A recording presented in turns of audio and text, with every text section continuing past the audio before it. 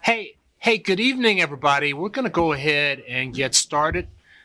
This is a Greenbelt City Council budget work session. My name's Emmett Jordan. I'm the mayor of council. Will you introduce yourselves? Kristen Weaver, Mayor Pro Tem. Silky Pope Council. Danielle McKinney, council member. Jenny Pompey, council member. Amy Basil, council member. And I'm sure Rodney Roberts will be coming along in a minute now. And our city manager, Josue Samaron. Good evening, Mayor. Good evening, Council. Good evening, Green Ridge residents. Excited to be here today.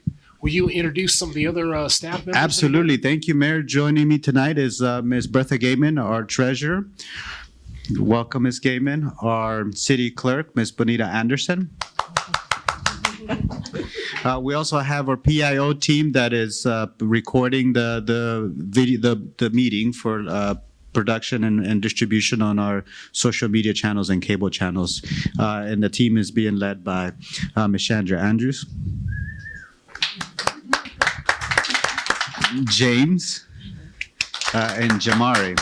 And then we have the wonderful Green Ridge team. So we've got Crystal Beatty, Kimberly Potts, Steve Say, and Patty. So we're excited to be here today.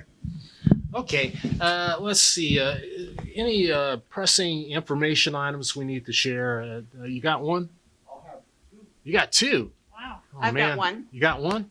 Oh, man. Okay, we'll deal with those briefly when we finish up tonight. I'm expecting this conversation to go for maybe about an hour, maybe less, maybe more. Depends on how hungry I get. You got those cookies back there. So the Greenridge House is a city-owned apartment building for seniors. It's 101 units. We opened the Greenridge House back in 1979, and about 75% of the revenue from the facility comes from the U.S. Department of Housing and Urban Development. It's HUD money that we use to kind of subsidize the rents. So the rest comes from payments from the residents. No city funds are expended on the Greenridge House. We manage it through the management company. So it's sort of like a separate enterprise, but it's something that the city of Greenbelt does. We're very, very, we think it's very, very important to take care of our seniors and the folks that are living here. We want to make sure that you are comfortable and that the services that you are provided are more than adequate. So it's really nice to actually be back here in person. We haven't had an in-person session at the Greenridge House since before COVID. So I kind of like doing it because it gives me a chance to see the people that are here. It gives you a chance to see us. And we also, talk to the management company. So I'm thinking let's dive right in. We got the setup here with the microphones and everything. But just kind of looking at the city budget, the city section itself, Mr. Samaron, do you want to kind of just walk us through the highlights of what's in the booklet here, page 119 through page 121? Absolutely, Mr. Mayor. We have a couple documents included. The documents that we'll primarily be discussing are the city documents, which is on the second part of the section. The package starts with a report, a financial report year to date by Steve Say, and that outlines the current expenditures up through March, and it helps with a projection for the year, and also provides a little more context for the proposed 2026 budget. Once you start off on page 20 and onward, take the page. So you're looking at page, I'm sorry? Yeah, page 120 and page 121. So Where are you getting those? I know. Oh, I'm sorry. I was looking at the 260. I'm sorry. 264. And the booklet, that's where it begins. Okay. Correct. And it starts after page 25. The first series of pages are number 1 through 25, and after 25 is the second half of the packet, and that's where the Greenridge budget starts. So that's what you will be approving when the budget gets approved. The other documents just provide more context to how the numbers roll up, because including all of the Community Realty's proposed budget and operations, it adds significant amount of pages, a little more detail than what's necessary for the budget approval. So on page 265, it outlines the issues and services, the accomplishments, which I will be happy to get into, but I don't want to steal Kim's and Steve's thunder and Crystal, because they put a lot of work into delivering all the accomplishments for the property. Hey, kind of going back to that organizational chart. So the community resource advocate reports to you. So even though it's sort of like a separate enterprise fund, it still reports to you. Correct. The program side of the operations reports to me, and obviously we run the property under the vision and goals that the city has outlined for this property. The city made not just a commitment, but also an investment in securing this property, ensuring the property creates this housing opportunity for older residents. And this asset is a community asset. It belongs to the people of Greenbelt. Yeah, as I understand it, the land that we're on, this used to be where the Lutheran Church was actually located before it moved across the other side of Greenbelt Road. So they kind of did a land swap, and that's how we got the land here for the Greenwich House. Mhm. That predates me by a few years, Mr. Mayor. Me too. Yeah. That's how it We went. purchased the land? When did we purchase it? They purchased it in the early 70s. Uh-huh. And so we built the building in 1983, 1984. 79. 79. It's before my time. Okay. I'm not saying anything. Moving right along. All right, so that's the outline of the documents. If you don't have any further questions on the documents included, I would like to hand over the mic to Steve and the team to. Makes sense to Take me. us off. Council, any questions, comments? Okay. Well, let's dive right in. There's a list of accomplishments that you might want to address, things that have happened in the last year. And if you push that button on the microphone thing, if it's green, is on. Okay, can you hear me? Yep. Okay, yeah. Great. Oh, there it goes. There it goes. Okay, so accomplishments this year, we renovated the management office completely after 17 years, 15 years, something like that. It needed renovation. Our desks were falling apart and carpet was stained, so we completely redid the office. The parking lot was seal coated, striped. We are currently working on the Wi-Fi cabling. It's a very big job. We're waiting on 2 major pieces. And then what we hope to do is I'm going to work with Crystal and a couple other properties to see what they have for getting Wi-Fi as an amenity for the residents here. We are installing the new security cameras to make us compliant with the county. We have started making our handicap units more handicap accessible. We have installed laminate floors in them because it's easier for wheelchairs and rollators to get around in them. We have already moved in a couple residents who use rollators, who have wheelchairs, and they find it much easier getting around on flooring than carpet and stuff. So that's been a huge plus. And we're trying to do those as they become vacant. We don't normally have a lot of handicap units that become vacant. This year has been a shocker because we've had 4. We did get a new key track machine. Our key track machine was no longer covered because it was so old. So we did get a new key track machine, which is the machine that monitors all of our keys. We don't have a master key or anything like that. We did purchase new folding tables that you all are at. Good looking tables. Yeah. Ooh. And we replace the windows as needed, obviously, when we get breaks in them and stuff. That's great. Hey, with the security cameras and the Wi-Fi, I guess with the Wi-Fi, that means everybody's going to have good signal. I hope. I'm going to work with Crystal. We're going to see what the other properties that she's worked with that have already got it as an amenity to see what we need to offer, what we need to make available to make it work for everybody Right. so it doesn't overload the system. And that's coming this year? I hope so, yes. I'm going to, the cabling, like I said, we're waiting on 2 major pieces that have been ordered. Just got to kind of wait till they get here. And then the cabling, and then I'll get my IT team in here to hook everything up. Same thing with the cameras? The cameras are slowly coming online as they kind of get them in. But they should be done probably in another week or so. Oh, So, and then I got to get a little bit of training. I have to label them all. We have to name them. We have to put them in order on our cameras. And we have to buy new monitors because our monitors don't cover all the cameras. We're going to have about 40 cameras on site now. okay. And they're going to be piped into the management office? Yes. Yes. Okay. Yep.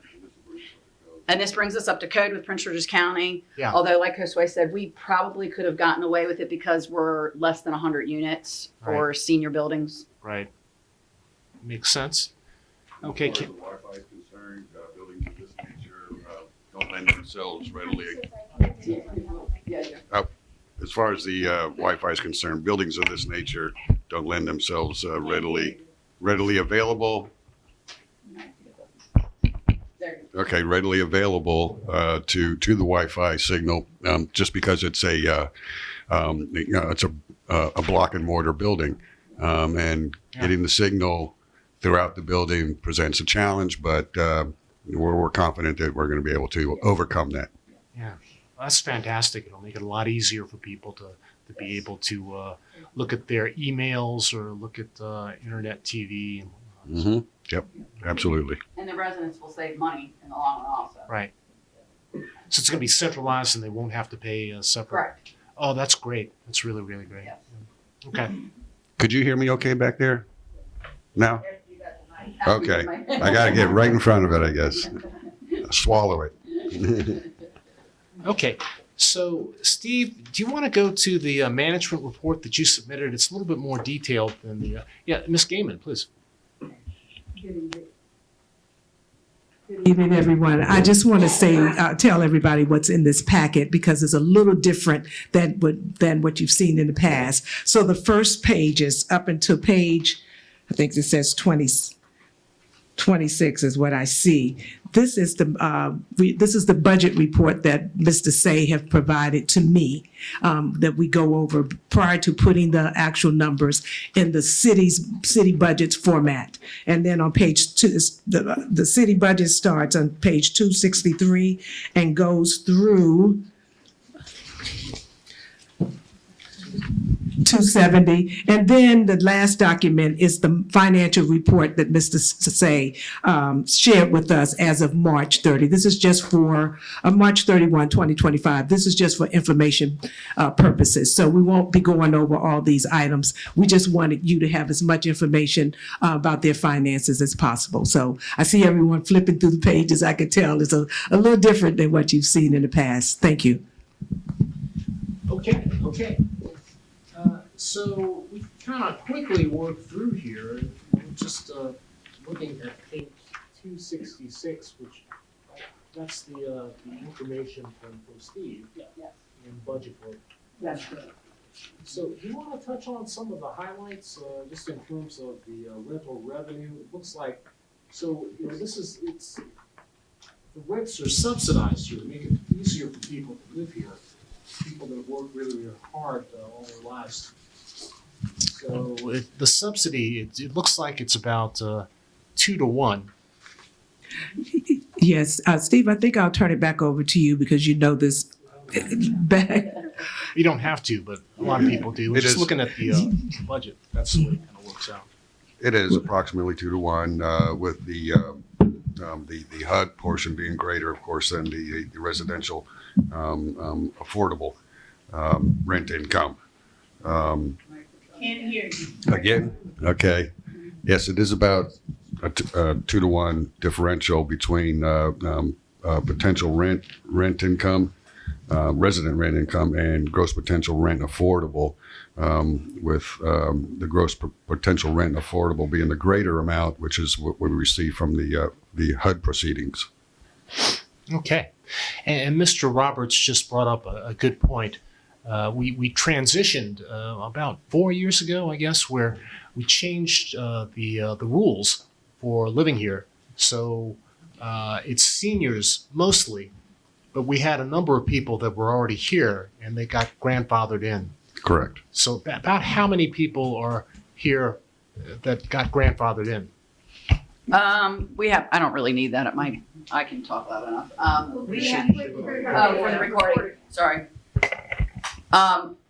Currently, we have about 5 people, under 62 that were grandfathered, but, that were grandfathered in. About 5? 4 or 5, yeah, 4 or 5 that were grandfathered in. Other than that, others have passed away, prior to them, reaching the 62-year-old, so. Understood. Mayor Pro Tem?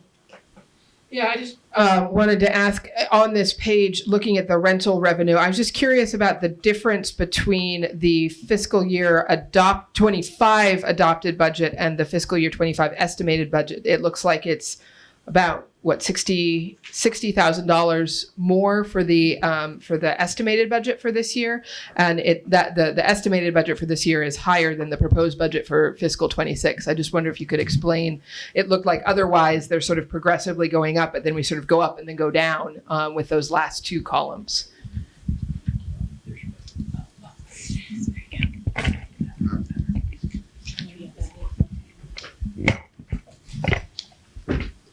Okay, as far as total rent revenue, in my budget, it's projected for fiscal year 2025 to be $1,683,300. The proposed fiscal year 2026 is set at is projected at $1,788,300. And that represents approximately a 5% increase year over year.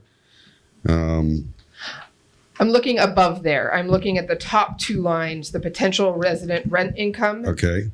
For fiscal 25, the adopted budget was $554,200. The fiscal 25 estimated budget says $612,135, and then the fiscal 26 proposed is $579,070. So that goes. That would be a matter of split between potential resident rent income and gross potential rent affordable, whereas the percentages have fluctuated. So at 1 year you're projecting more gross potential rent affordable, and conversely less potential residential rent income. I guess I'm just wondering the reason why why that fluctuation happens. If I could interject, one of the things is it depends on the resident's income for the percentage of their contribution. So if the new move-ins make more income, then the amount in that capacity line item would be higher. Okay, so the amount that residents pay is based on a percentage of their income. Correct. So then I guess I'm not totally understanding what the market rate increase that was talked about is. That's the money. That's not what the residents pay. That's what we get from the government. It's the market rate. On the previous page when it says on page 265. The market rent was $1,475. So that's okay. So that's the total rent, but it's split differently depending on the resident income. Okay, I got it now. Thank you. That's what I was not understanding. And I would like to add a little more What is that percentage? The percentage varies by the individual's income, as Kim and Crystal mentioned. I'd like to point out on page 1 of the financial report, looking at the actuals that rent from the non-affordable section is trending higher. So the year-to-date budget was $415,641. The report, the financial report for March, has that trending higher on the actual basis. We have received $463,582. So the actual is trending a little higher than what was budgeted, and that it seems to be holding true for prior years. When you look at the Looking at the 2024, that amount increased significantly from 2023, from $511,453 in 2023 to $560,023. So that number is steadily increasing, which I see it as, in some ways, I see it as wherever the analysis is doing or looking at individuals' ability to contribute towards their rent seems to be somehow increasing. Yeah, that's kind of complicated. So on one hand, the people who live here are paying their rent on a monthly basis, but the money from HUD, that comes in on maybe 3 or 4 months afterwards. We have to ask for reimbursement. There's coming monthly. It's coming monthly. Okay, so we get it all at the same time. You get it. Yeah, each month the HAP is requested from HUD. Yes. Oh, okay. So every month you get payment. Well, what we don't get on a monthly basis is the reimbursement for the HUD service coordinator position. Oh, okay. So that one, we're having a little heartburn right now where Crystal 3-4 months in with no payment. Yeah, that's the government right now. Yes. Yeah. Mayor Pro Tem? Oh, that's what I was going to ask. That's what I was going to ask, if there had been any interruptions with any of the HUD funding, and it sounds like not for the rent part, but for some portions. So yeah, that was just going to be my follow up. Councilmember Pompey. I would just say that if you haven't already contacted our senator and congressman about that delay, just contact them and make sure that they know. Not that there's necessarily anything they can do, but they do want to know when those things are being delayed in their community. So, Okay, so just quickly looking at that section 2, the revenue, we talked about the resident rent income and the subsidy.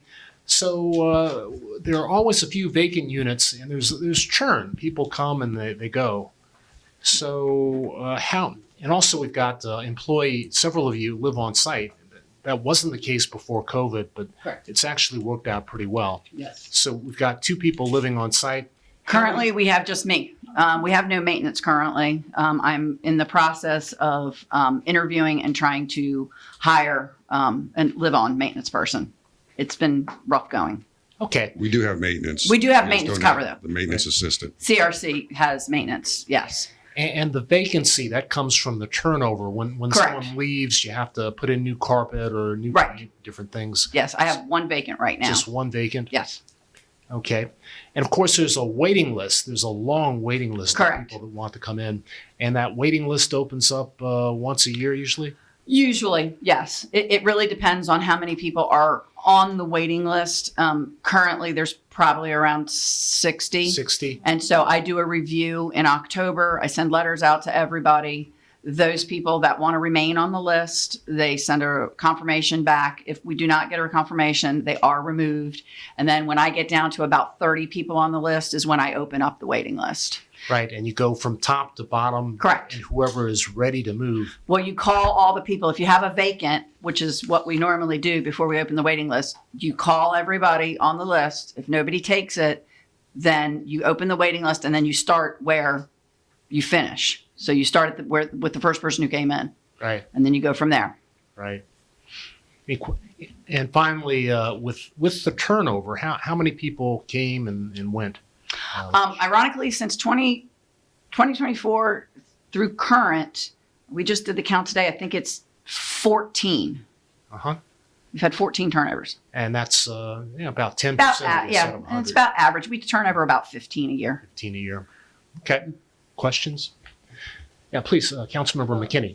Sorry, I have a question on the operating expenses. Did you want to talk about that, or can I ask a question now? Well, I was going to skip down to other revenues quickly, just to Then take a I'll look at that. I didn't really have too many questions. One thing that I was wondering about is the interest income other really fluctuated a great deal. So I know times are difficult.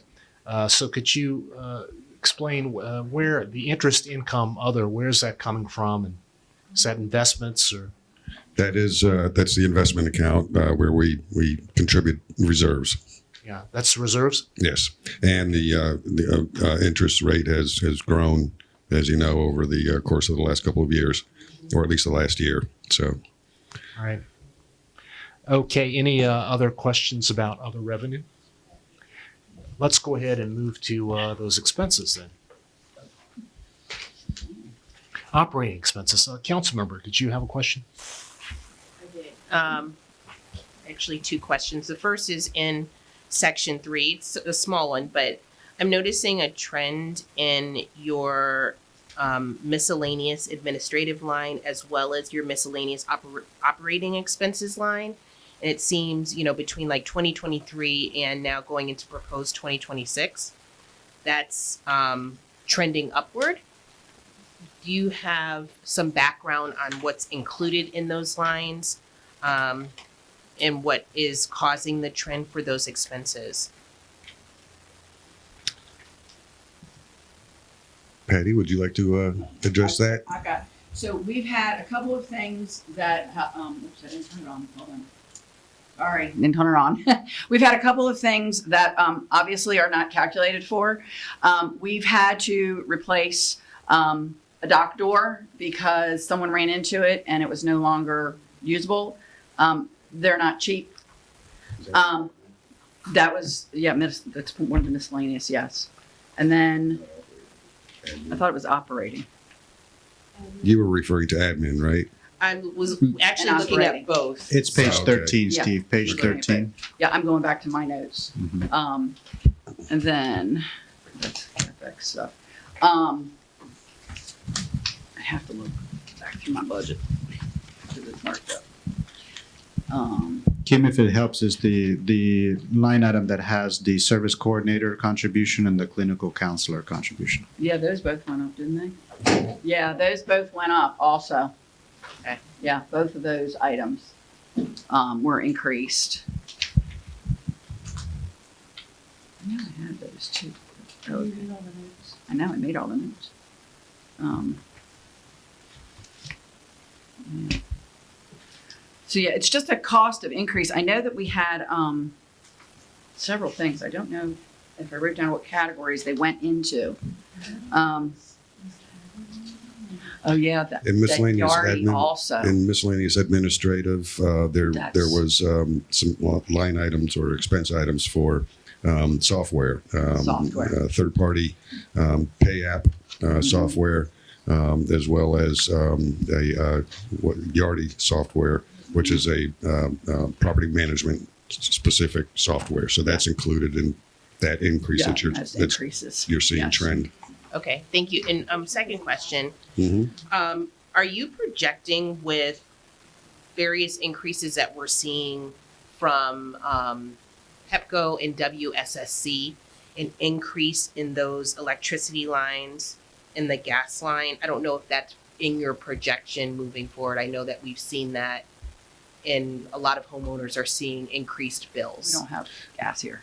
We don't have gas. We don't here. have gas here. Okay, so so what's gas Do we have common? Is gas it for the boilers? Boiler. No, Gas heater. boilers? no, they're electric boilers. Okay. They're not. Are they electric? Maybe they are. The range, are the ranges We have gas? We have the carbon monoxide detectors in there. The new ones. Oh. The new ones are. Oh, the new boilers. The new boilers are. Gas. Gas. Yes. As far as your question though, we're starting to see some astronomical increases in utility costs. I projected, I think it was across the board, about a 4% increase. okay. In each of the utilities. I may be wrong, only because of what we're seeing with the utility increases. Yeah.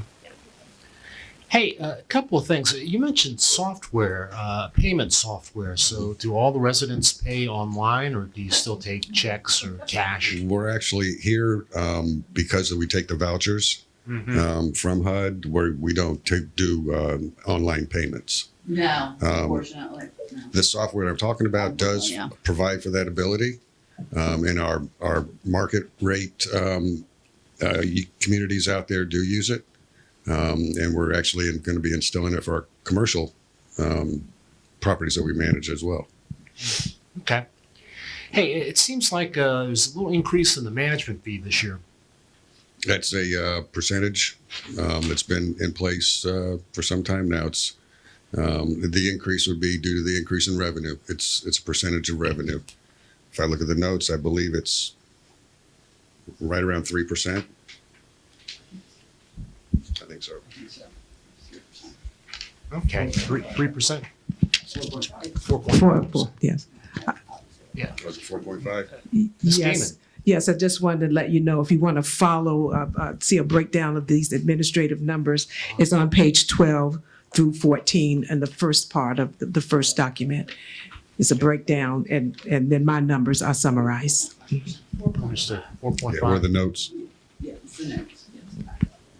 And also just kind of looking at those numbers under administrative, the legal fees go up and down quite a bit. Looks like they've been down last year. It's just, what's the legal fees or evictions?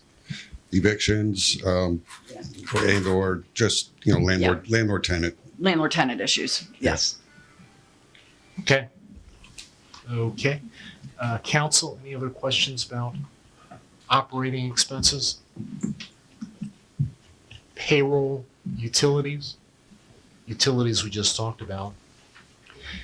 There's so much talk in the news right now about expenses and supply lines and things like that, food, different things. How are we preparing to deal with these expenses that may be coming in the next few months?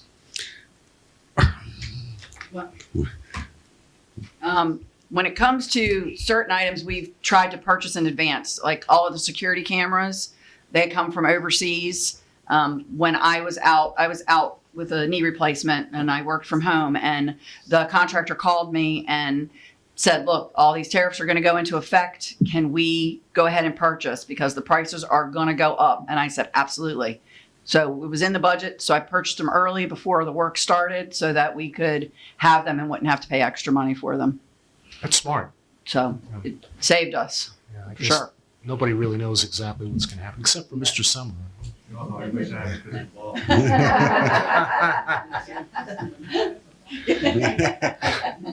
Okay, service contracts. Any big changes in the service contractors? I don't believe so. I don't think, they only change, we did change pest control company, which is a little bit more expensive, but they're doing a much better job. How do you handle that? Is there a schedule or is it as needed? They come every 2 weeks. Mm-hmm. And people can, residents can put in a ticket if they see ants or whatever, and they'll treat the apartment when they come. Otherwise, they do all the common areas and they do vacants when they come here. Right. The other one that we did change is we went to a different elevator service. Uh-huh. Otis was no longer having their own people. They were subbing out, and it just was not working. So we went with Alcon, and they've been great. We've had no problems with them. We just replaced those elevators about 4 years ago. Correct. Yes. So they should run for another 30 years. Oh, yeah. We should be good. That was a 3-year project. That was a 3-year project for Yeah, complete, yeah. run out. Yeah, and with the pests, it seems like those little ants. A lot of people have problems just in the area with those. That's Yeah, right. 'tis the season. I've seen a couple. Okay. Keep Now- your snacks undercover. And with the insurance is going up. Exactly what is multi-peril insurance? Is that a company? It's insurance that will cover the property for general liability, physical damages, et cetera. And insurance, typically does go up on an annual basis. Extremely high. Hmm. What'd you say, Ms. Pope? That's the issue that everyone's facing, all the HOAs and condo associations, this peril insurance, just they raised the rate so much that our condo fee literally went up like 13% Wow. this year and last year. Yes. Yep. So, I mean, it's not pretty, and you must have it. You have no choice. You don't have no choice. But unfortunately, that's the way it is. And I did want to mention your elevators because I know a few years ago we had trouble with the elevators. So I was wondering, I was looking. But I'm glad to hear everything is up to speed. Okay, with maintenance, you already talked a little bit about the elevators. reimbursement from insurance claims, and repaired insurance. So I don't see anything out of the ordinary there. Turnover costs, we talked about that a little bit. How long between the time that a person moves out or leaves? How long does it take to get a unit ready? Normally 15 days, although we can't rent in the middle of a month. It's a rule that has been put in by DHCD. So you have to rent as of the first of the month. So I try to call, prospects and get them in, and give them the chance to give 30-day notice where they're at. Yeah. And then we can get the unit done. I let them move in a couple days early so that they don't have to pay double rent at 2 different places so that they can get in. It makes sense. Mayor Pro Tem? Yeah, I was just noticing that in these turnover costs, it looks like even the fiscal year adopted versus estimated is significantly higher, but it didn't sound like there was more turnover. I'm seeing the apartment painting estimated at 42,000 instead of 21,000, and the apartment cleaning estimated as 19 instead of 5,009. Just wondering. But it didn't sound like there was a larger number of turnovers in the last, this year. It was about the 15 or so. Right. Oh, yeah, that's right. Edgar, our painter, his salary comes out of that. That's why you see the increase. It actually comes out of 2 different categories, apartment painting and... It comes out of painting public service. Or space, space. Comes out of those 2 categories. No, he's a contractor. He's here. But I guess then if that's coming out of that category and the estimated budget for 25 was so much higher, but the proposed budget for 26 is going back down to the lower number. I see. So he's not gonna get paid this No, he's kidding. month? I don't know if that's a typo or not. Yeah, let me take a look at Yeah. No, you know what? I bet. I do see that down below in common area renovations, it's dropped quite a bit. Could it be that Edgar's funds were put into the, I think that's one of the corrections that I on that's here.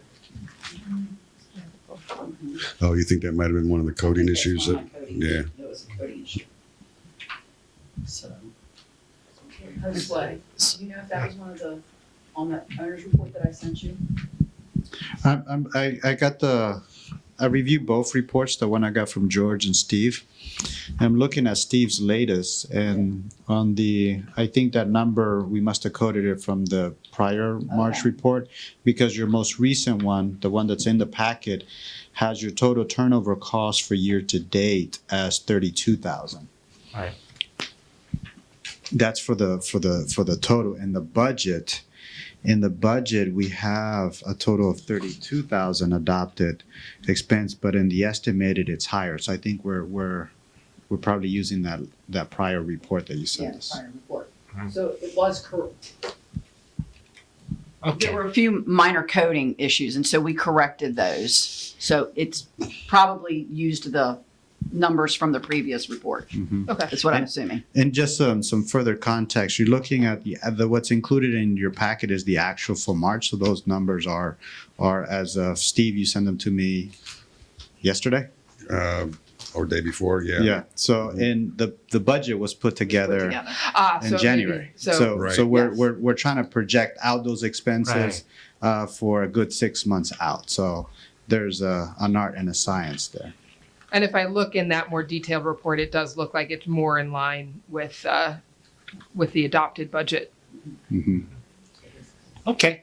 Hey, Cross-reference. yeah. So in section 10, taxes and reserves, I was just wondering, the replacement reserves, is there some formula that you use to kind of calculate how much should be in the replacement reserves?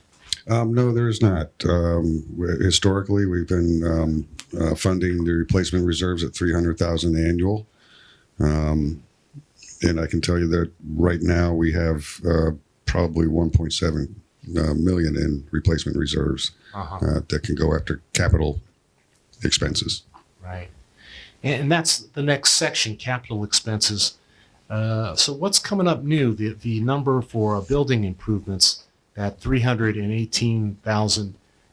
Is that the cameras and the Wi-Fi? Or? No, that's in this year's fiscal budget for what we're projecting for the 2026 fiscal year. Are the need to replace, and this is going to be a multi-year project as well, replace HVAC riser piping. It's showing its years. That's a $200,000 ticket, and again, that's a multi cycle project. I believe we were estimating 3 to 4 years to get the whole building done. So we'll be looking at this expense. You know, we're going to tackle the worst risers first, and then just keep moving along. Yeah. How do you time something like that? Do you try and do it between winter and summer? Or? Yes, you have to. Because we're a 2-pipe system, and it's either heat or cool, or we have to have.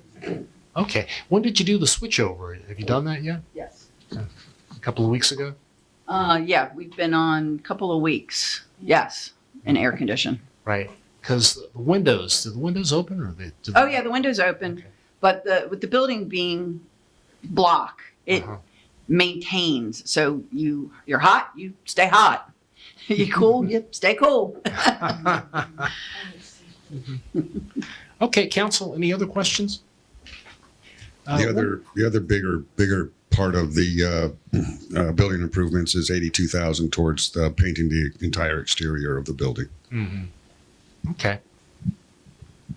Hey, one thing that I didn't mention, I noticed there was a jump in social fees, so that's probably the result of some new programs.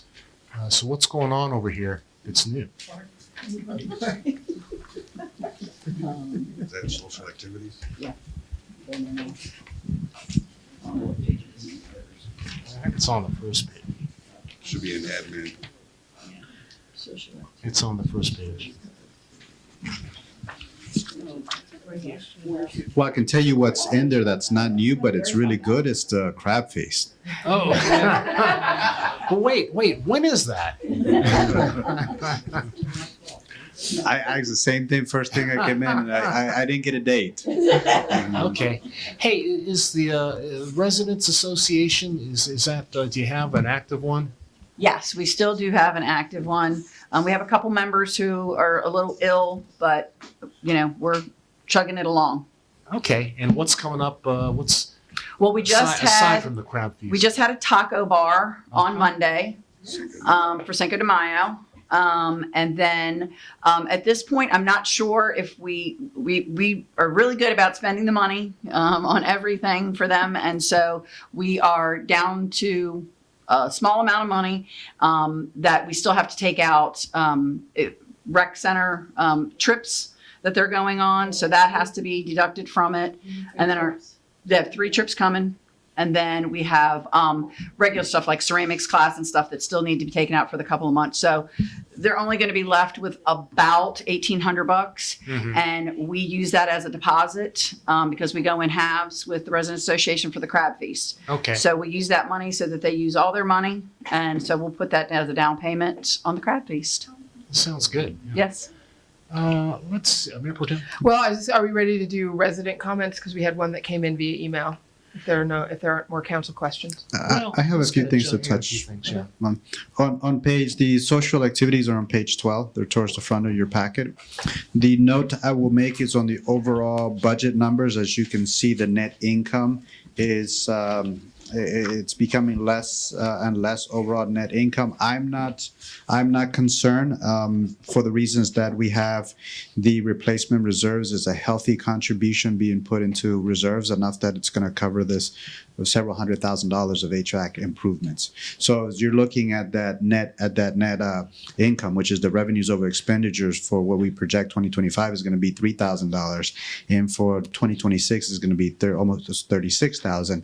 It's significantly less than what we saw the previous year. In 2024, we had net income of $189,000. In 2023, we had an income of $67,890. So that number is shrinking, but there are significant more repairs being made. Okay.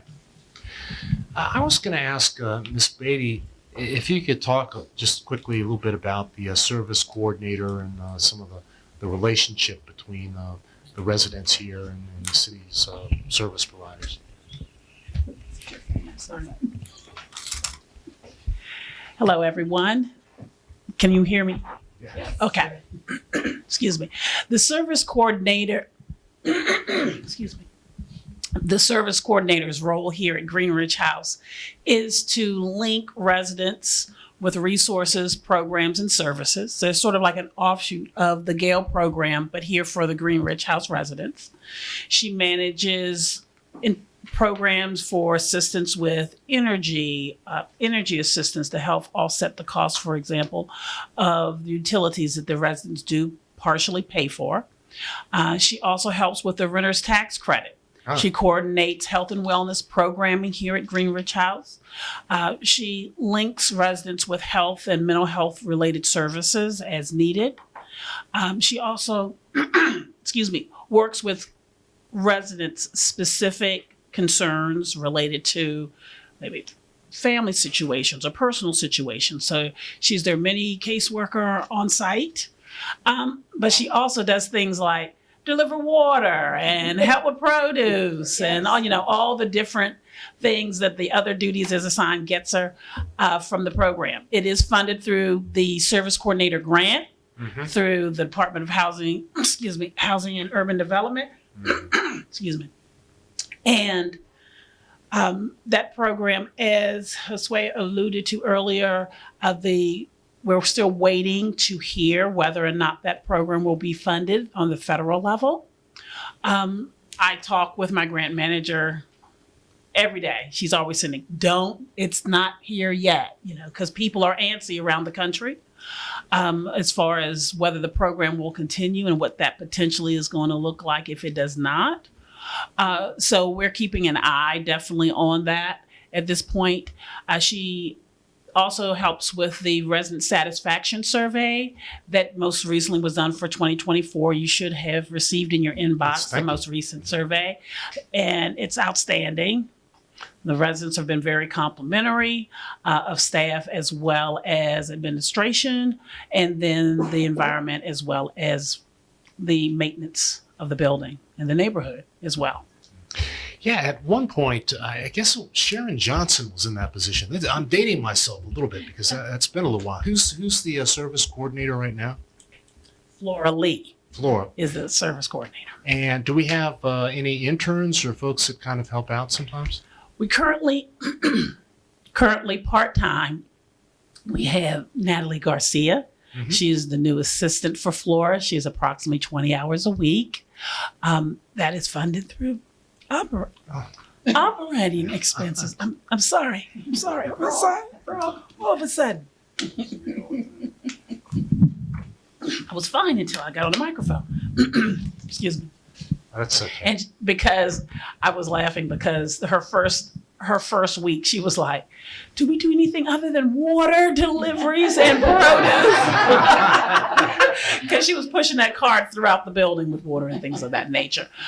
But one of the other things that the service coordination program does, it's called our resident assessment. It's an annual assessment for residents so that we make sure that we are current on the needs of residents. And then based on the needs of the residents that categorize, for example, if a resident is frail, their assessments would be more frequent than would a person that's totally maybe independent and still working part-time or something of that nature. So we monitor different residents differently based on the needs of the resident at the time. And what happens when you have a person that's no longer is declining and they're no longer able to kind of take care of their unit? How's the process? How does that work? We try our best to work in conjunction with the family or in some instances churches or different programs to enable them as long as possible that for them to remain safely in their unit. When it gets to the point when a resident can no longer maintain themselves or maintain themselves in their unit, we work to help transition them to additional supportive services. So that might be depending on the situation. If it's a health-related situation, it's obviously going to have a medical component. In some instances, though, residents leave to relocate with their family, be closer, or family step in and say, mom can come and live with me, or move closer to me. So we try to work on a solution that's going to best serve the resident based on their health and wellness needs at the time. Okay.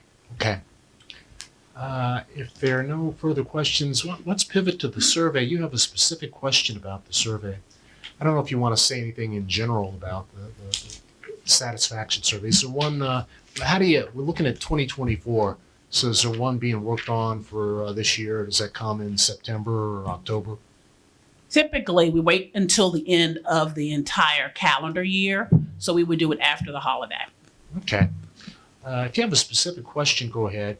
And I think I may open up the floor to see if there are any questions here. But go ahead, please. No, I didn't have a question about the survey. I was just going to, we got an email question from a resident who wasn't able to make it to the meeting. That's all I was going to read out. Okay. I didn't have a question. Okay, so this is from Bob Rand, 19 Ridge Road.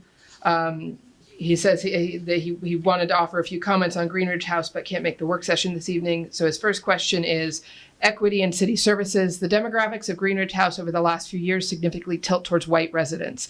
There is an opportunity here to create a more equitable distribution of city services for seniors by moving toward house demographics that reflect the overall city demographics. How can the city better advertise this affordable senior resident housing option to Black/African American, Hispanic/Latino, and Asian communities in Greenbelt? So data from a recent demographics report from the city staff, and I think that for Greenridge House demographics was white alone 65%, Black alone 28%, Asian alone 4%, two or more races 1%. Those were all not Hispanic, and then Hispanic was 2%. And so then the second question is about possible Section 8 funding cuts. An article in the Washington Post this morning indicated that the current administration plans on cutting funding for Section 8 housing, possibly giving more limited funds to states to figure out how to subsidize low-income housing. Does Greenbelt have contingency plans in case of reduced federal funding, perhaps in partnership with the county and state? So those were the two questions from Bob Rand. Just in terms of the shifting demographic profile of the Greenridge House over the past 5 years, have you seen much of a shift? I can speak to that since I've been here like 2 decades working with the Greenridge House project. I actually, for it to be 35% African American based on the statistics, that's a large increase in the number of residents here that are residents of color. There has been a large shift, and that has come from increased demographics in the city, as well as a change and shift of the aging population. Historically, when I first started here in the city, I would probably say it was 95% white, and then with a smattering of other races, multiple, African American, I think Korean, or Asian, that sort of thing. It has grown tremendously. So for us to be over 40% or 38% minority, that's huge. The demographics also, what I've seen from the city is that the aging population, or the 62 and older population, has historically been a white population here in the city of Greenbelt. So the residents of Greenbelt reflected the residents of Greenridge House, the aging population. As that demographic shifts, as more people of color age in the city, you're going to start to see more residents at Greenridge House reflect the population that is aging within the city. For many of the minority residents here in the city, what I also see is more of a transient population. They come into the city, they leave, they relocate to different parts based on employment and that sort of thing. So the demographic shift in the population also has a direct correlation with the residents at Greenridge House. The other issue is that residents stay at Greenridge House for an extended period of time. So you might get a chance to change that number 10 times a year when resident turnover happens. So the demographic shift happens only when there's a vacancy. But the majority of residents here stay residents until their health deteriorates, and that causes then an opportunity for demographic shift within the city. Within the building, excuse me. So that question about contingencies, if federal grants are no longer coming through, I'd like to kick that over to Mr. Somerone. I mean, we're planning, we're doing everything we possibly can. The city's financial state is relatively good with reserves. So, what do you think? On a short-term basis, you mentioned the reserves. The short-term basis, we can fill in the gap with the reserves that we have. Long-term basis, there are opportunities that we can explore. Crystal and I discussed looking at our gross potential rent and what room we have to grow there. We've maxed that out. We're getting the highest amount that we could get now. What we should think about in the future is thinking about every opportunity that we have to get incremental increases through the HUD program, taking advantage of those incremental increases in dedicating a portion of that increase in revenue towards social activities and social programming. So that's an avenue to explore. On the rent analysis, we have an active rent comparability study that's good through 2028, January of 2028. So we would need to go back to the market sometime late 2027 to do a new study, and that is going to help determine and negotiate the rate with HUD for the rent for this property. So we have a few years that we have to abide by this study, but late 2027 we go back out to the market and see. And I think we're going to see a significant shift in what rents are in our area. I'm hearing that one units and studios are going for $1,800 in other parts of the city. Yeah, that comp study of values, housing values, rental rents, if that is something that was done in 2023 and that's supposed to be good until 2028, that's crazy. So much has happened in the world. We were still in COVID when that was done, and now we had all that inflation, and now who knows what's going to happen next. That's a very not a very flexible system of setting rates. I agree. I don't set the rules. I got to play within the rules, and we just could plan around them for the time being. Okay, just a couple of quick questions, and I'll open up the floor. We can wrap up. Just in terms of the activities coming in, I was really impressed by the plant room, and this is really beautiful. So, and we've got the gardening out. Are people using those raised bed garden plots? Yes, Glinda is in charge of the raised beds right now. And she actually just called me, and we have 2 raised beds currently that are being used, and we didn't plan on any funding for them because what was done prior was free. And so she asked if she could purchase some very large pots to have some other residents participate, and I said no problem. She said she had money in her budget to spend. I told her to go for it. So she's going to bring in some other pots back there. The problem is in the past, we've had residents who's been interested, but as soon as it starts getting too hot, they stop going back there. Right. So there's another issue that comes up. I know smoking was a big issue, and there's no smoking in the building. Correct. There's no smoking on this property. On the property. So the people who do smoke, they basically go across the street. Across the street, there is a smoking pad out back, which is on the section of land that is still owned by the city. Right. That is not considered federal property. Right. So we have a smoking area back there, and then they do go across the street. Right. Thought I'd ask about that. And finally, there's usually some questions about the parking lot, parking spaces. Yeah, we still are under... we still, on a normal basis, when I come home at night or when I get up in the middle of the night to check on things, there's normally 6 to 8 spaces always available still. We have designated 8 spaces down near the dock for contractor because they've got those new weird vans that are really large and they were dinging cars and they take up kind of 2 spaces. And I mean, yesterday, or not yesterday, but the day before was a perfect example. We had like 4 contractors here, landscape people here, trash showed up, food came in. So we've designated that spot so that nobody's cars gets damaged. I'd rather it, if employees park down there, I'd rather our cars get damaged than a resident's car. Right. That's very good. I actually parked on the street because I didn't think there'd be any spaces. Oh, available. yeah, you There can were park in actually here. plenty of spaces. Yeah. Okay, I'd like to just add, for the residents who are here, does anyone have any questions or anything they want to share?